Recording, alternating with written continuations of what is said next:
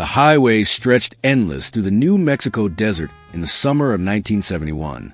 Heat waves shimmered off the asphalt, distorting the horizon into a liquid mirage. The landscape was brutal in its emptiness. Sagebrush, red rock, skies so blue it hurt to look at, and silence.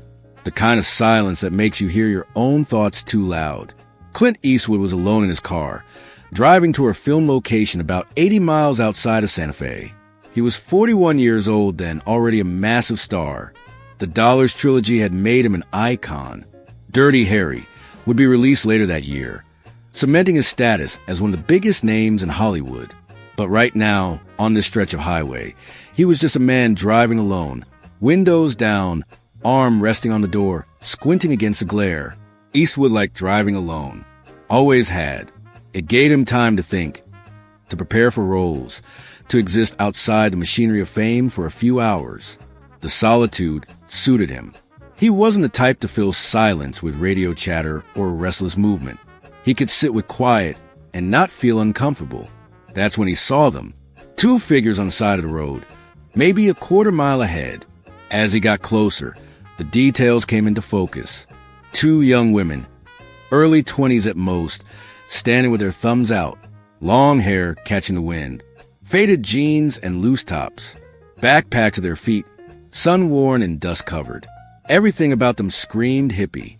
Everything about them represented a movement Eastwood had publicly criticized, a counterculture he fundamentally disagreed with. He could have kept driving. Most people would have. Two hitchhiking girls in the middle of nowhere, looking like they'd walked straight out of Haight-Ashbury, representing values he'd spoken against in interviews. Peace, love, anti-establishment, anti-war. Everything Eastwood, with his conservative leanings and military-supporting films, stood opposed to.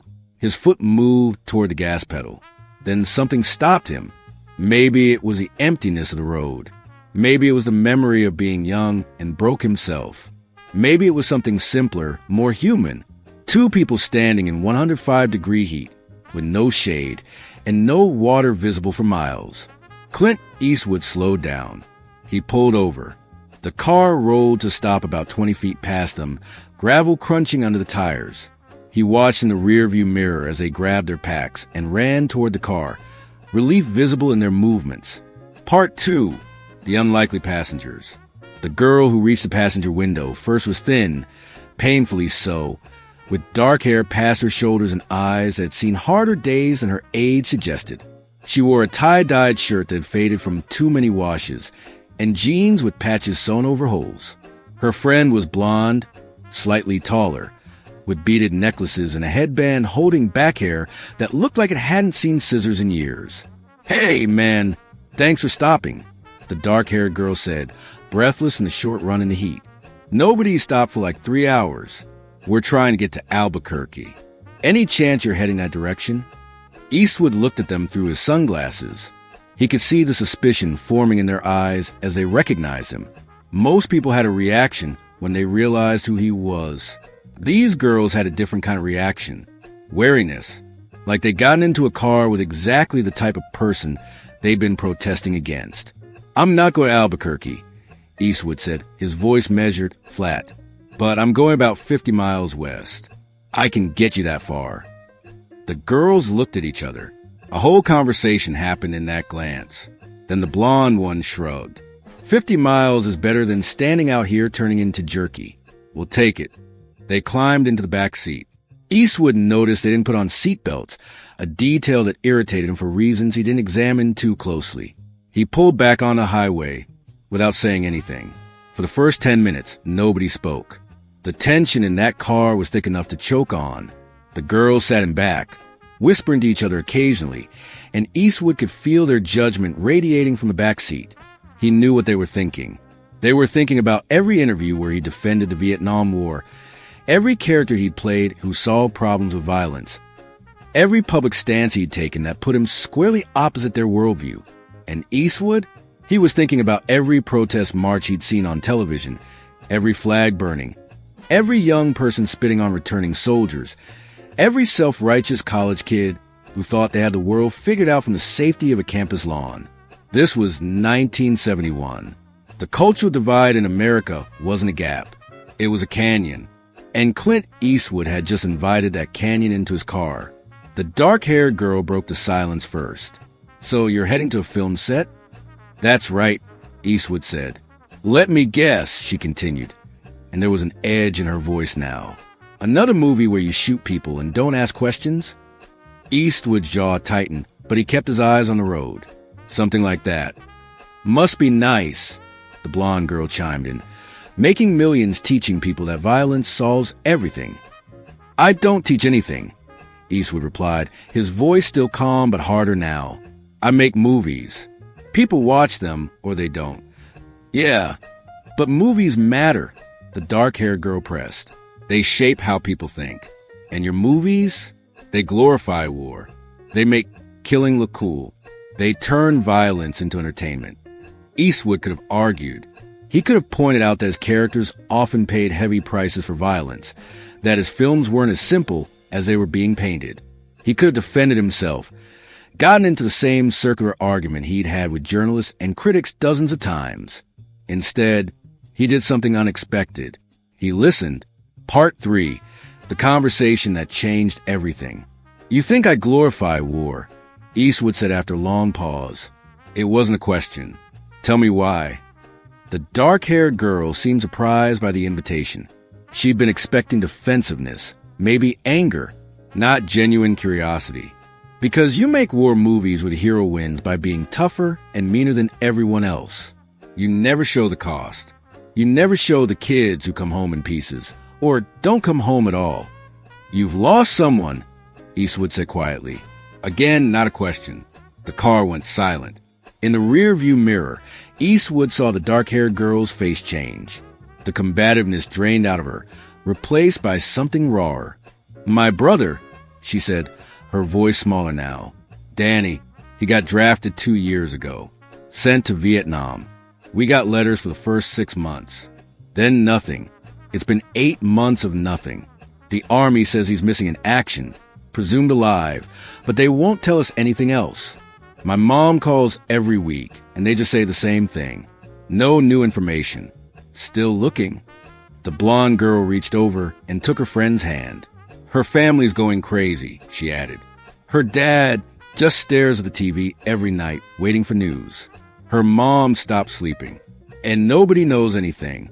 He's just gone, like he disappeared off the face of the earth." Eastwood felt something shift in his chest. Suddenly, these weren't hippie protesters. These weren't self-righteous kids playing at revolution.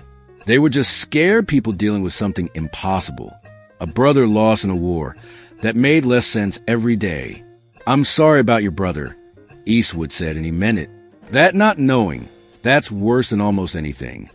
"Yeah, well, that's what your war movies don't show," the girl said, but the anger was gone from her voice.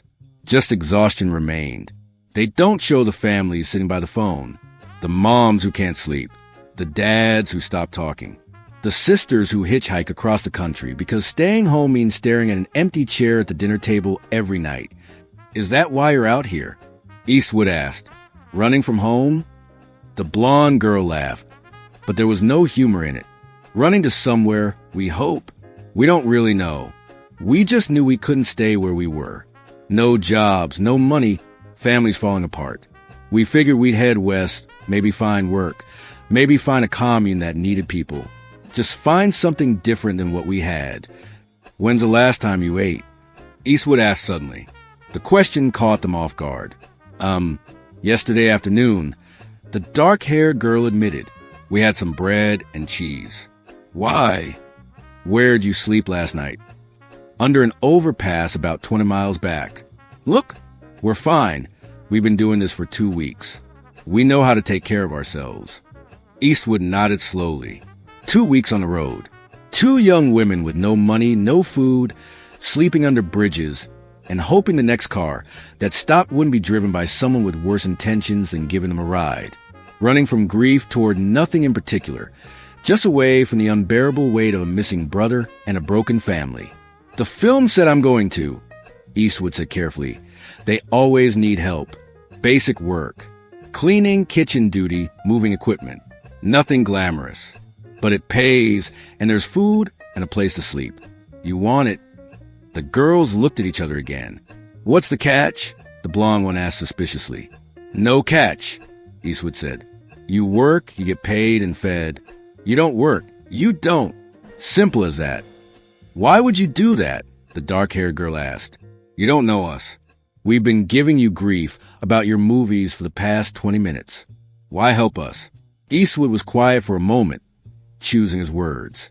Because you're not what I thought you were when I picked you up, and I'm hoping I'm not what you thought I was either. You need help. I can provide it. Doesn't have to be more complicated than that. The dark-haired girl's eyes filled with tears. We're not charity cases. I'm not offering charity, Eastwood replied firmly. I'm offering work. You'll earn every penny. There's a difference. One destroys dignity. The other builds it. I think you need the second one right now. Part 4, the proposition. The silence that followed was different than before.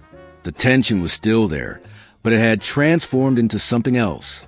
Possibility. These girls have been expecting judgment, maybe pity, probably rejection. They've been preparing for Eastwood to drop them at the next town and forget he'd ever seen them. Instead, he was offering them something they hadn't had in weeks. Stability, however temporary. What kind of work exactly?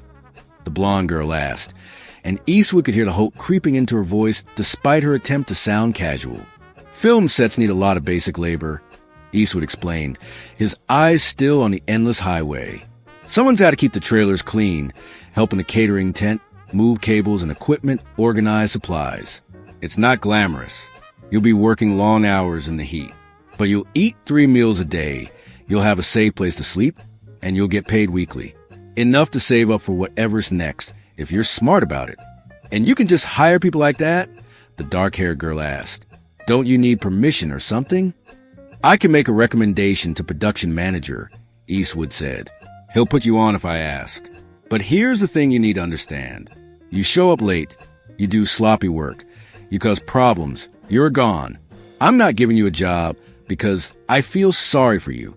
I'm giving you an opportunity to earn your keep. What you do with that opportunity is entirely up to you. The blonde girl leaned forward.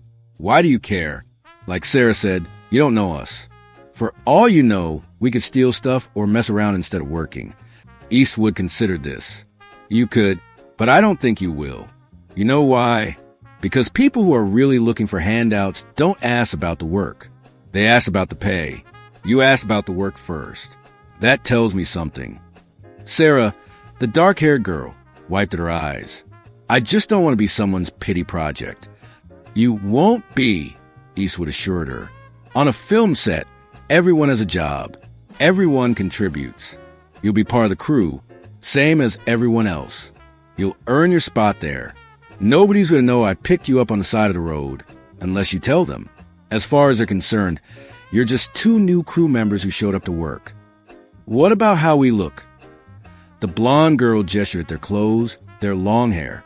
We're not exactly going to blend in with a bunch of film people. Film sets of all kinds, Eastwood said with a hint of a smile.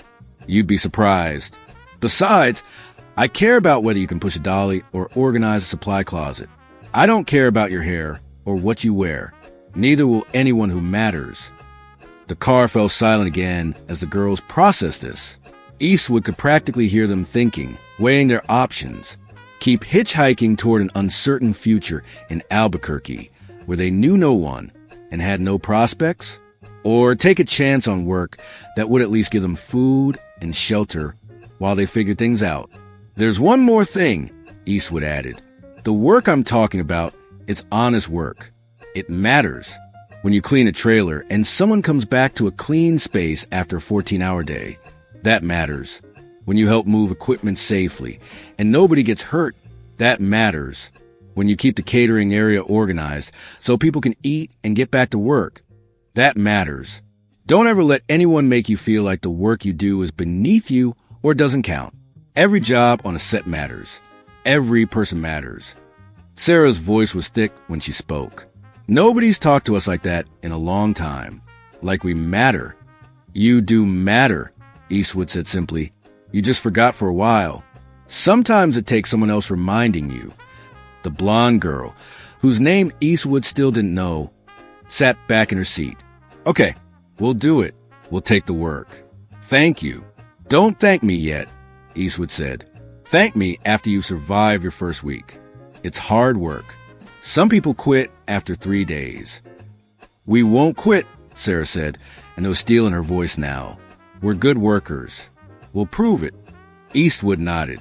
I believe you. Now, what's your name? He asked the blonde girl. Melissa, she said. Melissa Crawford.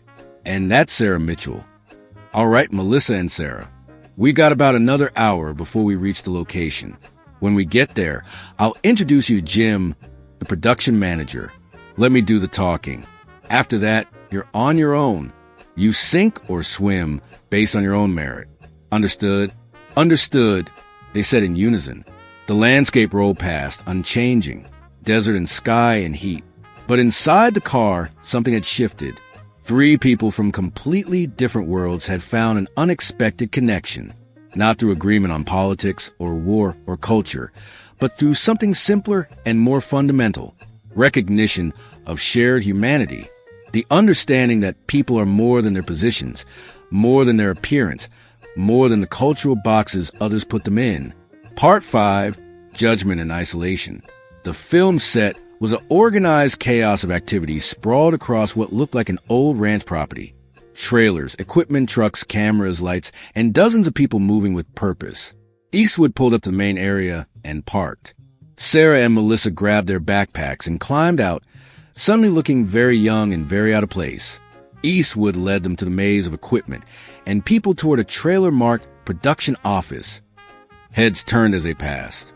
The reaction was immediate and unmistakable. Whispers, stares. A camera operator elbowed his assistant and nodded toward the girls. A makeup artist did a double take and said something to her colleague that made them both laugh. Sarah's face burned red. Melissa's jaw tightened. They knew these looks. They'd been getting them in every small town they'd passed through for the past 2 weeks. Hippie girls, troublemakers, the kind of people decent folks cross the street to avoid. Eastwood noticed but said nothing. He walked into the production office without breaking stride, and the girls followed. Inside, a harried-looking man in his 50s was yelling into a phone about a lighting delay. He saw Eastwood and quickly wrapped up the call. Clint, you're here early. We weren't expecting you until tomorrow. Jim, I need a favor. These are Sarah and Melissa. They're looking for work. I told them you might need help with catering and general set maintenance. Jim looked at the girls, and his expression was carefully neutral. We got a full crew, Clint. I know, but you told me last week you needed more help in catering and someone to handle trailer cleaning and organization. These 2 are hard workers. Give them a week trial.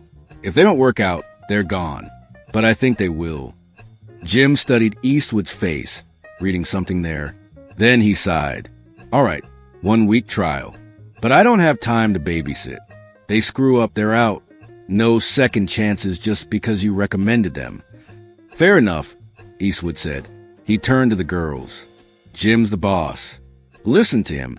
Do what he says. Don't cause problems. We won't, Sarah promised. Jim pulled out some paperwork. I need to get some information from you for payroll. Full names, social security numbers, addresses.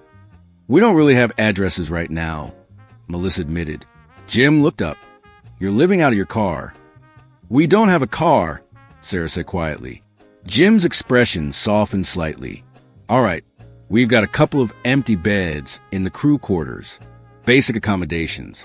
You'll share a room. Breakfast at 6, lunch at noon, dinner at 6. You're expected to be working from 7 a.m. to 7 p.m. with breaks. Sundays off.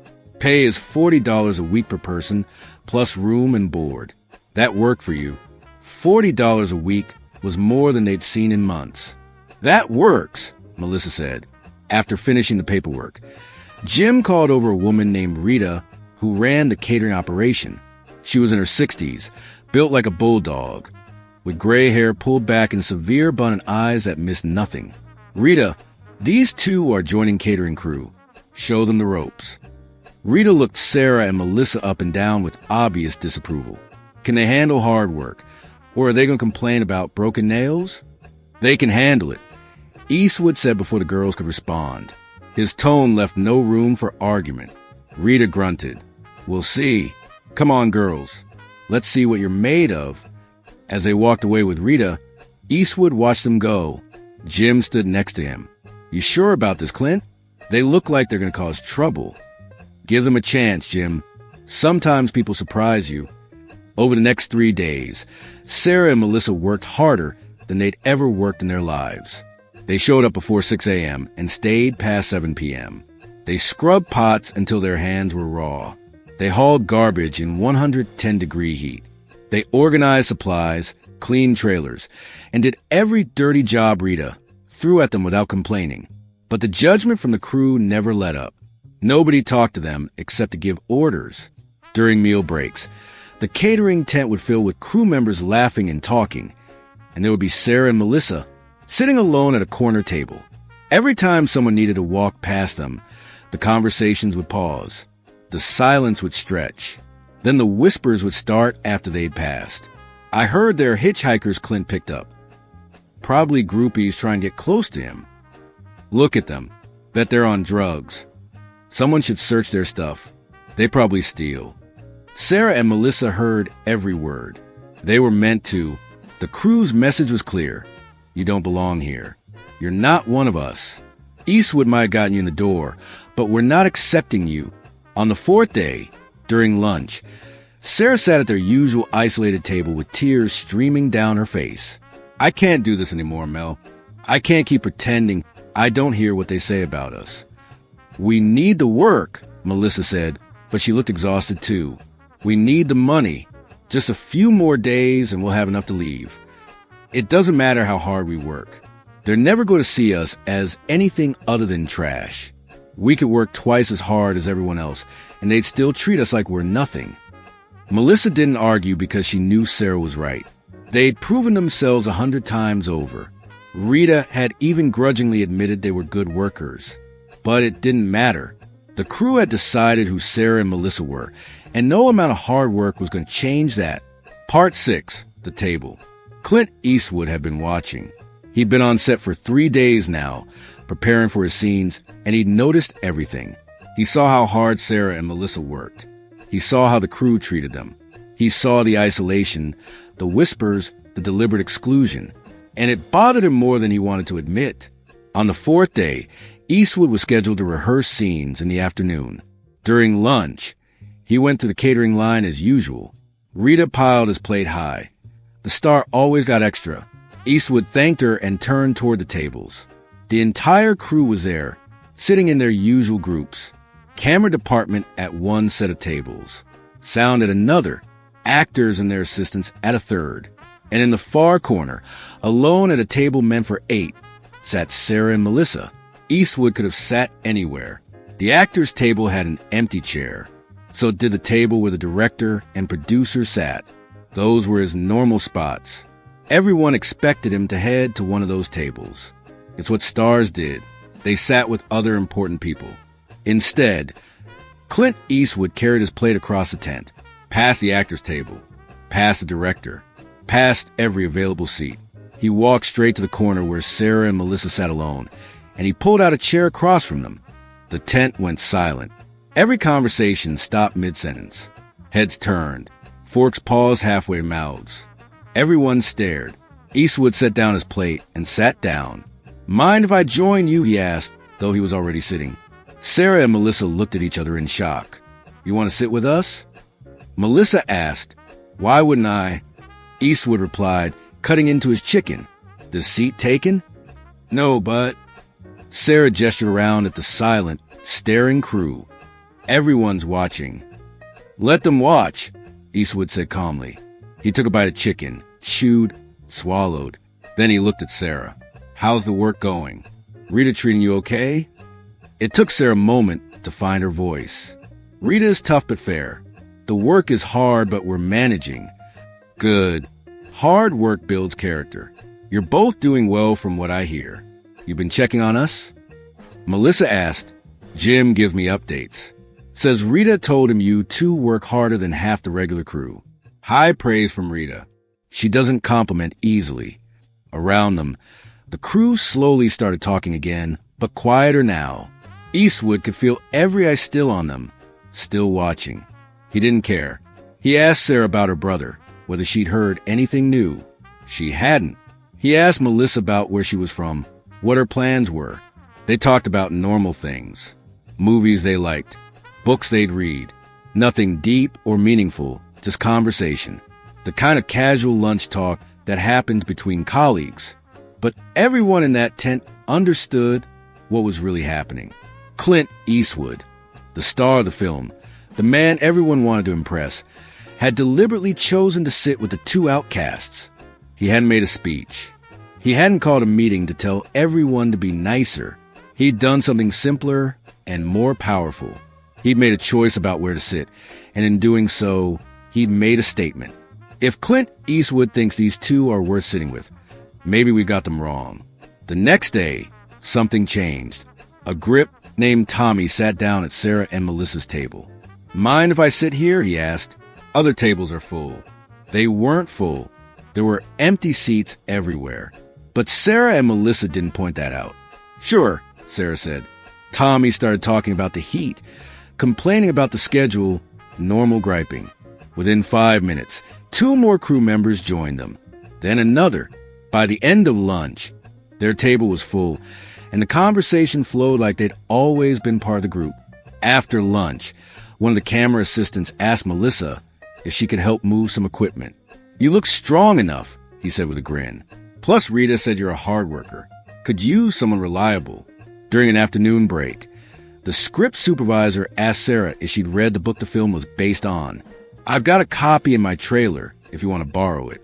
You seem like someone who'd appreciate it." The isolation was over.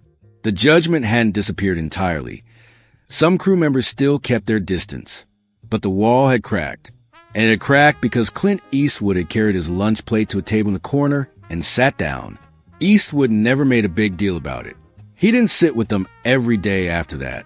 Sometimes he did, sometimes he didn't, but the message had been sent and received.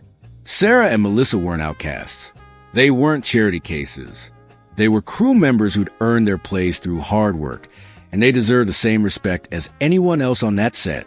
On their last day, after 2 weeks of work, Sarah and Melissa went to find Eastwood. He was in his trailer, reading through tomorrow's script pages. They knocked, and he called them in. "We wanted to thank you," Sarah said, "for the work, but also for—" She gestured helplessly. "For what you did, the lunch thing, sitting with us." Eastwood shook his head. "I sat where I wanted to sit. Nothing more complicated than that." "It was everything," Melissa said quietly. "Before that, we were invisible. Worse than invisible. After that, we were part of the team. You changed everything by just sitting down. People are followers," Eastwood said. "They look to see who's accepted and who's not. I just showed them you were worth accepting. But you earned it if you'd done lazy work or caused problems. Sitting with you wouldn't have mattered. You changed their minds by proving you belonged here." Sarah pulled an envelope from her pocket. "We saved almost all our pay. We're going to use it to get to California. Find real jobs. Start over properly. We wouldn't have this without you." "You would have found another way," Eastwood said. "You're resourceful. You would have figured it out." "Maybe," Sarah said, "but this way is better. This way, we leave with references and work experience. We leave with dignity. You taught us that matters." Eastwood stood and shook both their hands. "Good luck out there. Work hard. Stay out of trouble. And Sarah, I hope you hear something about your brother soon." "Thank you," she whispered. They turned to leave, but Eastwood called after them. "One more thing. When you tell people about this, don't make me out to be some kind of hero. I'm not. I just gave you the same chance I'd give anyone willing to work for it. You took that chance and ran with it. That's all on you." Part 7. The Aftermath and Legacy. Sarah and Melissa left the film set with $80 each in their pockets, references from Jim and Rita, and something they hadn't had when they climbed into Eastwood's car 2 weeks earlier. Hope. Real, tangible hope based on their own proven abilities, rather than desperate optimism. They made it to Los Angeles within a week. Using their references from the film production, Sarah got hired as a restaurant hostess. It wasn't glamorous, but it was steady work with steady pay. She shared a small apartment with 3 other girls and sent money home to her parents every month. Melissa found work at a bookstore, then talked her way into an assistant position at a small publishing house. She was good at it, organized, hardworking, reliable.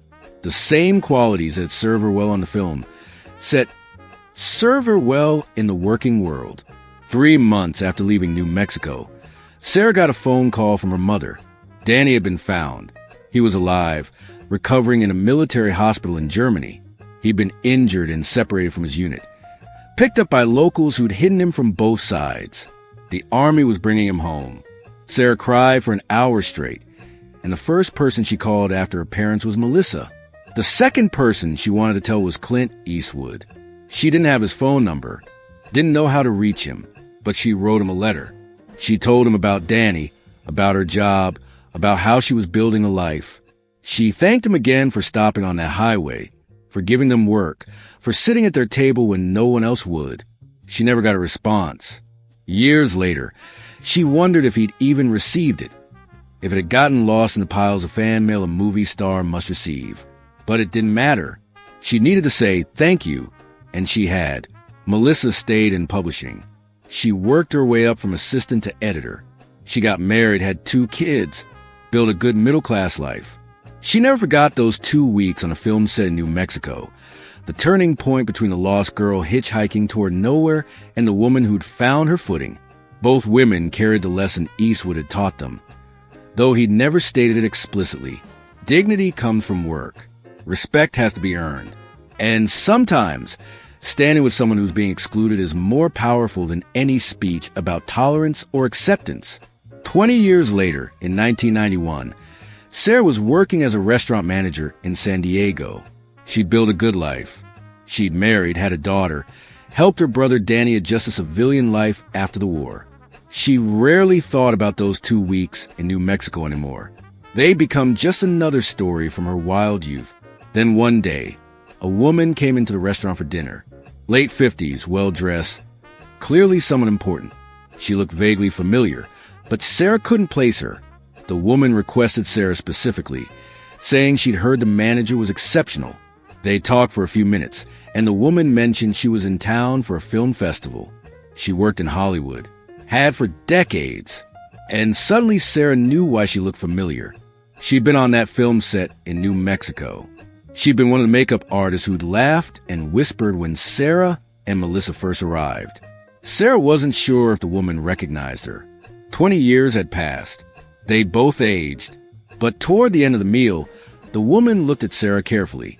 This might sound strange, but did you ever work on a film set? In New Mexico, maybe early 70s? Sarah's heart skipped. I did. Summer of 1971. Just for 2 weeks. The woman's face changed. I thought I recognized you. You and your friend. You were the girls Clint Eastwood brought in. I remember now. You two worked so hard. She paused, looking embarrassed. I also remember we weren't very nice to you at first. I'm sorry about that. It was